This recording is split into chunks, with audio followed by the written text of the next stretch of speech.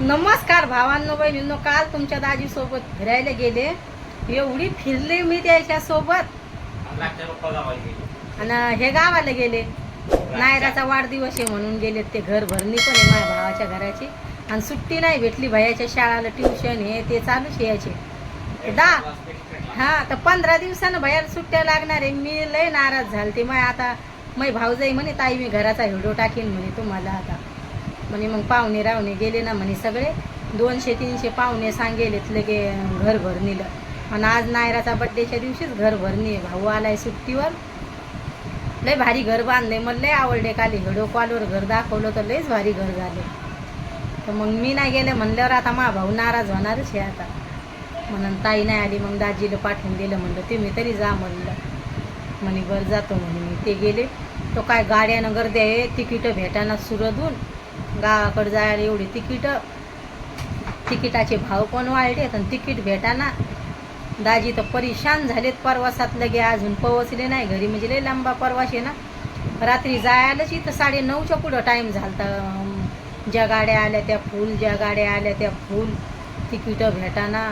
लगन सरायामुळं लेकरायला सुट्ट्या लागल्यामुळं लगे फुल आहे लगे. आणि हे मंगळसूत्र दाजीला लय चाखोड आवडतंय. का लंब बनवू का सांगा. पण हे बनवू देत नाही. तुम्ही कमेंटमध्ये सांगा मला मंगळसूत्र लंब बनवू का हे म्हणून गळ्यातलं. मग मला करमूच नव्हतं लागलं. मग मी भया तरी पण भया म्हणे मम्मी तू नाराज का होणे. म्हणजे मी लय तयारी केली ती. मला जायचं होतं. आणि मस्त उलट्या पत्राची साडी हे ते म्हणजे मला गुजराती मेकअप करायचा होता. माझ्या पाठचा भाऊ आहे ना परवीन. मी त्याच्या लग्नात गुजरातीच मेकअप केला. त्याच्या लग्नात गुजराती साडी घातली होती. गोपी साडी घेतली होती मला आईनं त्याच्या लग्नात. आणि पहिली लय वाळली होती. मी लय भारी साड्या दिसायच्या. तर मग गुजराती मेकअप केला. आत्ता पण आई म्हणत आई तू गुजरातीच मेकअप कर. माझ्या आईची लय इच्छा होती. तर पण आता राहिलं. मग आता म्हणलं तुम्हीच जा म्हणलं. चांगलं पण नाही वाटलं मी नाही गेले तर. पण काय करावं आता. लेकराच्या शाळेच्या यानं असंच होऊन जाते. लेकरं मोठाली झाली तर आपलं मन मारावं लागतं आपल्याला असं. आणि 1 वर्ष कंप्लीट झाले माझ्या भावा. म्हणजे मी व्हिडिओ टाकला होता का भावांनो बहिणींना तेव्हा भेट होईल. तेव्हापासून त्याची माझी भेट नाही झाली. ते सुट्टीवर यायला असला तर मी सुरतला असते. मग असं होते. मी घरी जायला असले ते ड्युटीवर असते. मग आमच्या भेटी होत नाही. 1-1, 1.5 वर्ष. तर आता मी म्हणलं बाळा तुला खराब झालं मग ड्युट्या द्यावा लागतात ना. आणि नायराला बड्डे विश केला म्या. म्हणलं नायरा वाढदिवसाच्या हार्दिक हार्दिक शुभेच्छा. नायराला तर अशी आळडू लहान आहे नायरा. मूडवर लढू लागली. आणि मग काय मूड आला का नव्हता. मग आती करू लागली. थँक्यू म्हणू लागली. लहान जीव आहे काही कळत नाही. तिच्या मामाचे पोरगी आहे. एकच मामा आहे तिला. मग तिचे म्हणजे तिच्या वाणीचे लहान तर ते लय खेळते सोबत. तर मग ते काय करते सोबत खेळते. आणि मग ती बोलत नाही. आधी काय करायची आते लय बोलायची का लय बोलायची. मग आता व्हिडिओ बंद करायला लागला. आधी आला छकू दिदीचा फोन आणि नंतर दाजीचा फोन आला. अर्ध्या घंट्यात मी पोहोचतो तुझ्या माहेरात. तर आपण व्हिडिओ काढायला घेतलं म्हणजे फोन येतो ना असं वाटतं आपण फोन बंद करून ठेवा आणि व्हिडिओ काढावा इमान मोड आणून. तर डबल मग अर्जंट कॉल येणारे असले तर घरचे आपल्यालाच बोलते फोन काही गरज आहे का म्हणून बंद करून काढायचा व्हिडिओ. मग तर तसाच निर्णय घ्या वाटतंय आता. कारण की भया हसायला लागलाय तिकडे म्हणून मला हसू यायला लागले व्हिडिओ काढायला. आता मी व्हिडिओ काढायला लागले. आता दाजीला फोनवर बोलले. परत छकू दिदीचा फोन येईल. मम्मी माझ्या पप्पाचा आवाज नाही खोल गेलाय परवास. आणि दाजीला उन्हातली सवय नाही आता इकडे राहून. तर मग तसंच होतंय उन्हानं. ते लय दट आहेत त्याला काहीच होत नाही उन्हानं. पण परवासात कसंही त्याला काही खाऊ पिऊ वाटत नाही. आता नाश्ता पाणी नाही सकाळचा काहीच नाही. रात्रीपासून गाडीत बसायचं. तर मग प्रवासात उन्हाळ्यात लय हाल होते. मला दाजी म्हणू लागले वैसू शाळा उघडूस तर तू 1-1.5 महिना राहणं होते म्हणे गावाकडे.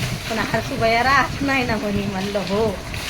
आता उन्हाळ्याच्या सुट्टीत लगे आता लय गाड्यानं प्रवासमध्ये लय गर्द्या सांगूच नका. प्रवासात भैयाला ऊन सैन होत नाही. आणि भैया मला म्हणायला मम्मी तो डोळे काहून आपसे झालेत. म्हणजे परवा दिवशी आपलं कूलर बिघडलं होतं. लय गरमी होऊ लागली. मग 1 दिवस लागलाच त्याने नीट करायला. मग काल भैयाने नीट करून आणलं. लय गरमी.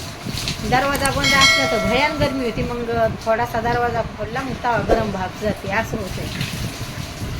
काय सांगा बरंच लागलंय मला इथं दातं घासताना लय कणारलंय लय का लय लगे जेवता येत नाही मला असं व्हायला लागलं. आता मधातच व्हिडिओ काढायचा छकू दिदीला मग दाजी म्हणू लागले आधी छकूला सांग मी व्हिडिओ काढायला नंतर आपल्या परिवाराची मन मारावं लागते तर आपल्याला व्हिडिओ काढायचा असला तर नंतर बोलावं लागते घरच्याला असं होतंय. आणि माझ्या गप्पाला म्हटला भैया लय हसतोय गप्पा गोष्टी केल्या तर. आता छकू दिदी आली तर मस्त रेसिपीचे व्हिडिओ राहतील ताईचे. हारसू भैयाला सुट्ट्या लागल्या नाही अजून आणि आता काय माहिती सुट्ट्या कधी लागणार आहे दादाला तर कधी लागणार आहे दादा 1-1.5 हप्त्यानं लागणार आहे भैयाला सुट्ट्या. आज काय कमी कपडे होते दाजी घरी नाही दाजी गावाला जायला असले मग लय घर हलकं वाटतंय लय का लय लगे लय हलकं वाटतंय लगे. मला ह्या बांगड्या फोडायच्या होत्या 2 राहिल्यात हातात बांगड्या. दाजी म्हणे बांगड्या फोडत नसतेत मी ड्युटीवर चाललो असं तसं बांगड्या फोडू नको. लय हसू लागले मी. काचाच्या बांगड्या आवडत नाही पण आईनं भरेल होत्या दिवाळीला त्याला काचाच्या बांगड्या ड्रेसवर आवडत नाही. लय फिरी आहे छकूला पण कोणचे कपडे घालू देतात मला पण काहीच म्हणत नाही. लय फिरी का लय फिरी त्याच्यासारखं माणूस फिरीच गेलं मी म्हणते लय फिरी आहे. आता तुमच्या ताईला छकू दिदीला थोडंसं फोनवर बोलायचं आहे.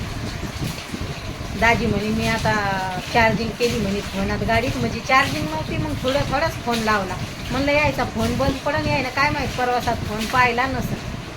आणि भैया काय करते मी सोबत असते ना भैयाच्या तर भैयानं सगळी चार्जिंग संपवली असते माझ्या फोनातली. असा करतोय आपला भैया म्हणजे त्यानं संपवलीच असते. व्हिडिओ कसा वाटतोय नक्की सांगा भावांनो बहिणींनो कमेंटमध्ये. बाय भावांनो बहिणींनो भेटते उद्याच्या व्हिडिओमध्ये.